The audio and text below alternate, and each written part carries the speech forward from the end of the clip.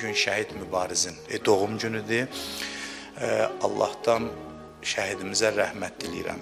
Bütün şəhidlərimiz əzizdir. Şəhidlərin hamısı bizim üçün dəyərlidir. Şəhid mübarizin bir missiyası var idi ki, onun özünə məxsusluğu ondadır ki, sülh şəraitində Azərbaycan xalqının əzəmətini, gücünü, qüdrətini göstərdi, döyüş əzmini göstərdi və göstərdi ki, şəhadət tələbli bu xalqın qanındadır, canındadır və özü də bunun məhz İmam Hüseyn əleyhissalamın məktəbindən qaynaqlandığını bildirdi və bu xalq üçün böyük bir fədakarlıq elədi. Yəni, o tək başına döyüşçülər olan yerə getdi və ölümü gözünə qoyub, şəhadət arzusu ilə, şövqü ilə o misilsiz qəhrəmanlığı göstərdi və elə bir yenidən diriltdi bizi və diriliyimizi göstərdi özümüzə ki, biz diriyik, biz qadirik torpaqlarımızı işğaldan azad eləmək.